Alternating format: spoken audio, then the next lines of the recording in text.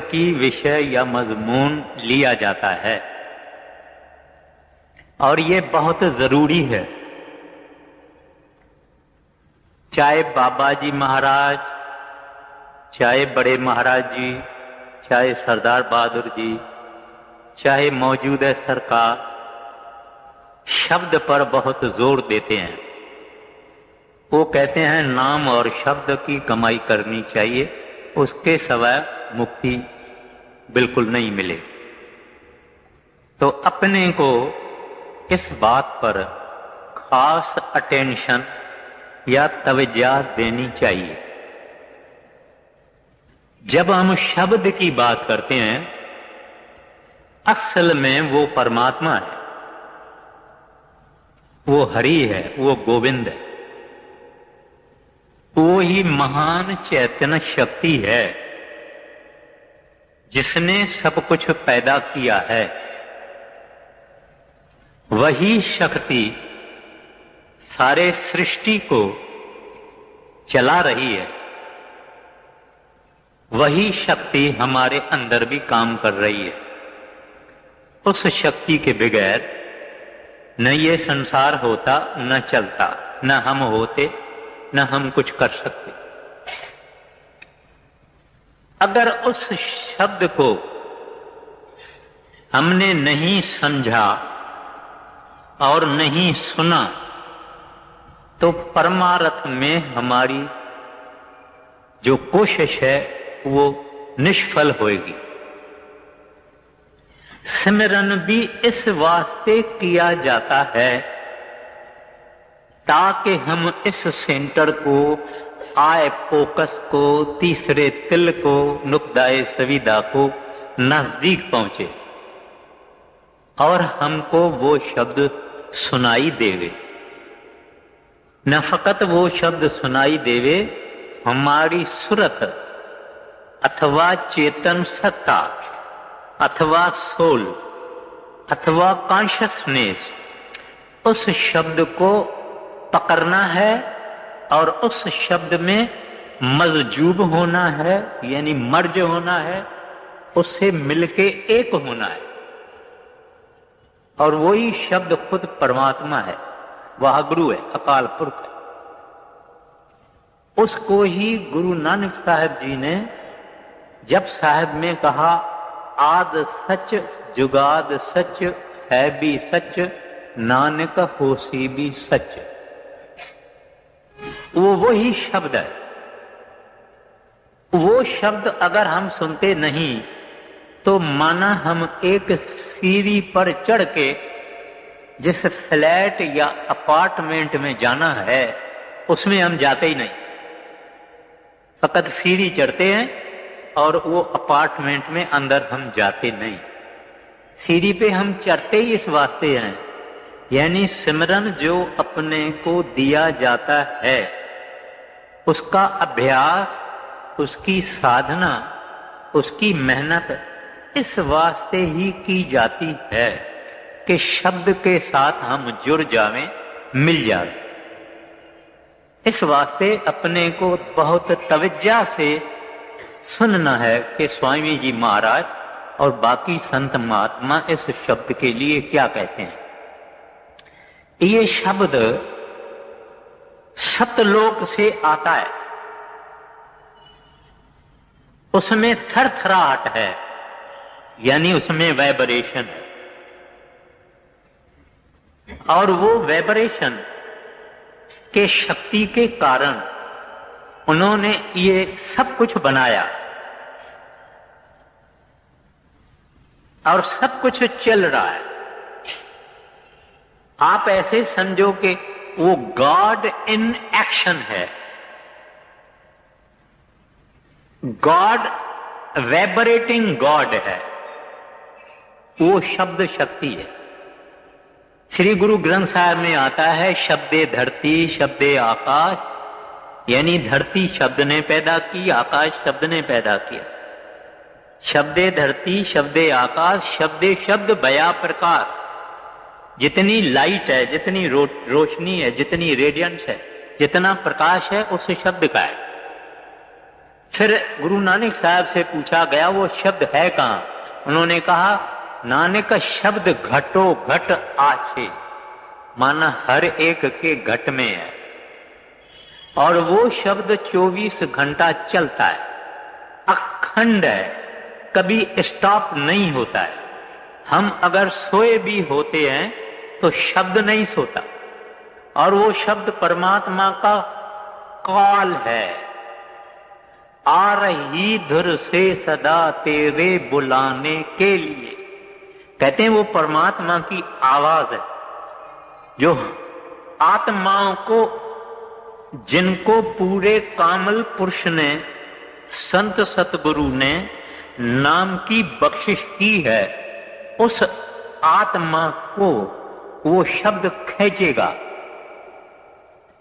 और जब हम खिंच के चले जाएंगे तब हमारा जिंदगी का मिशन, ऑब्जेक्ट पूरा हो जाएगा। तो ये जो शब्द है ये दो किस्म का होता है।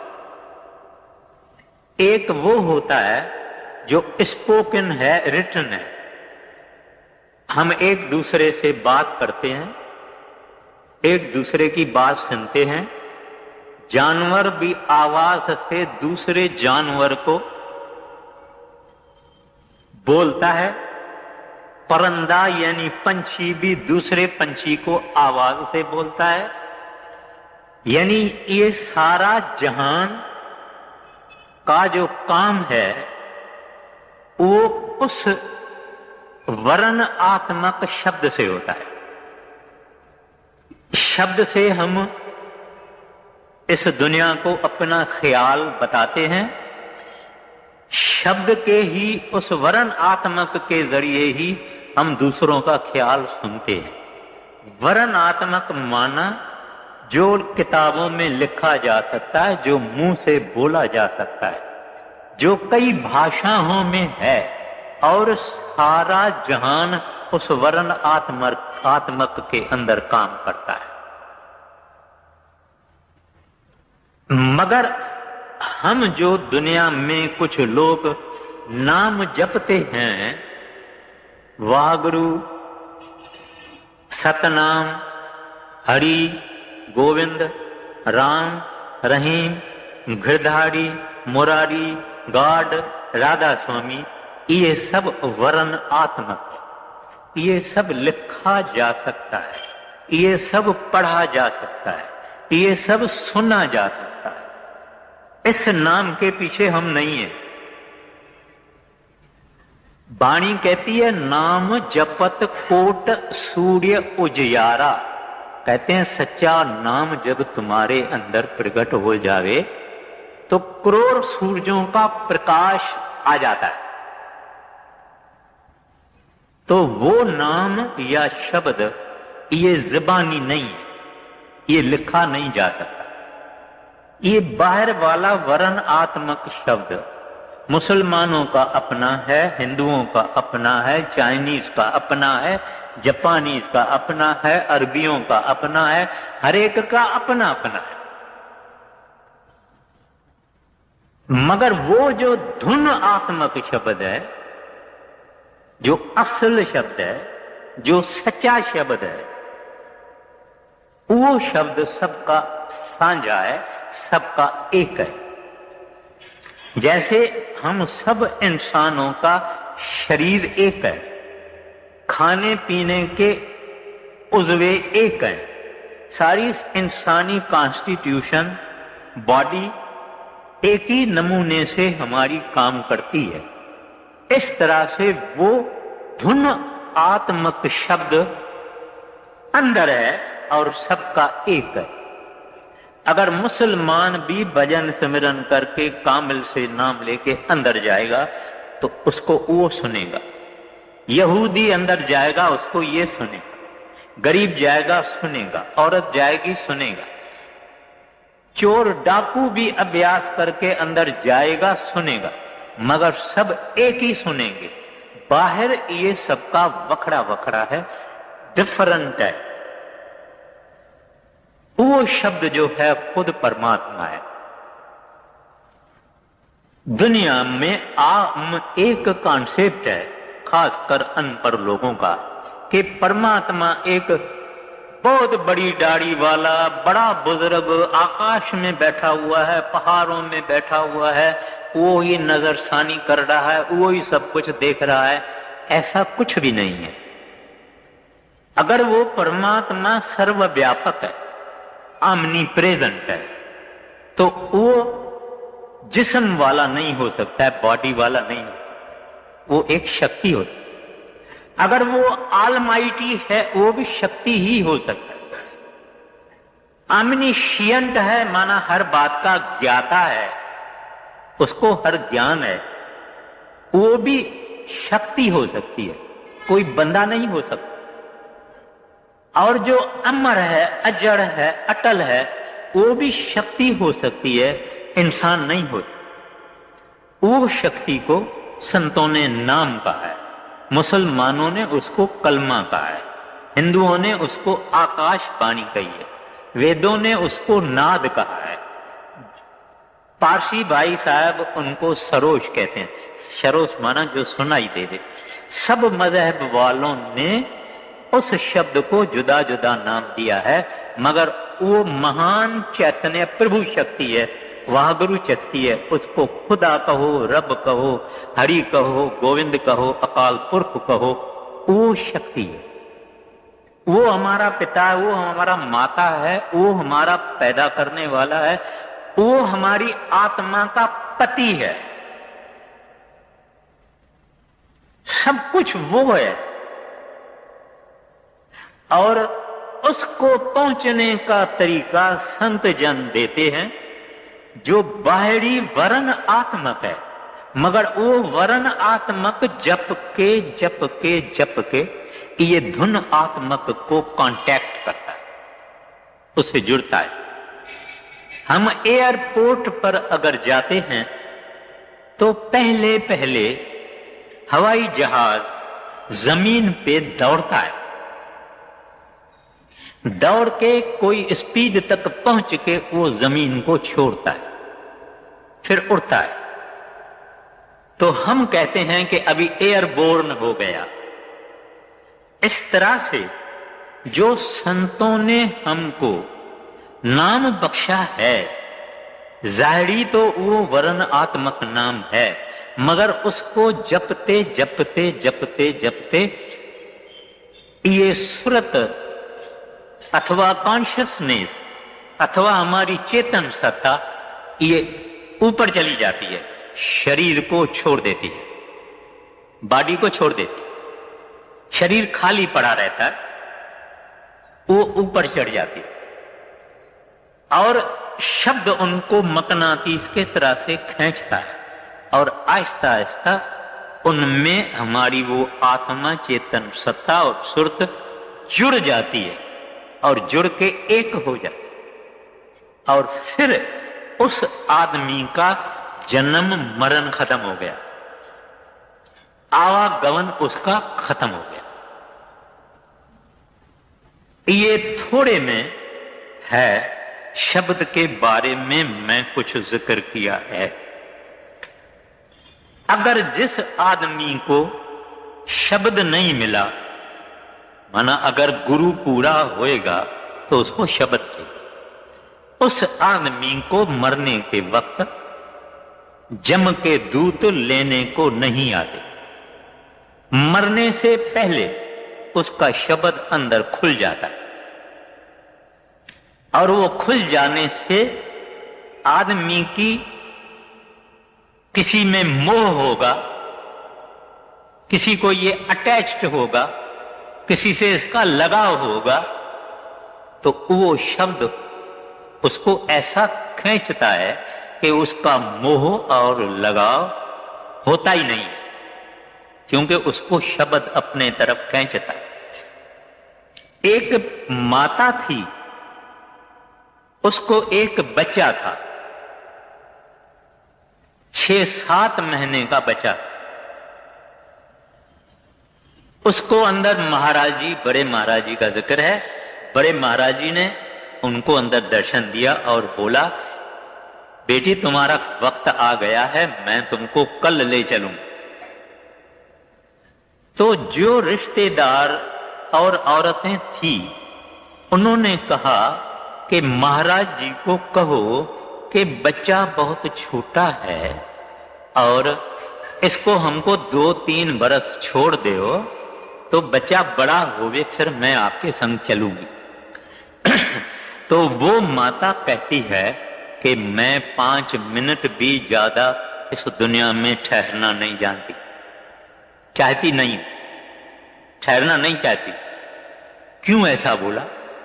छोटा सा बच्चा, मां बहुत बड़ी प्रेम करती है, मां का बड़ा मोह होता है, और वो मां को ही पता है कि कितना बच्चे को मां प्यार करती है और मोह रखती है।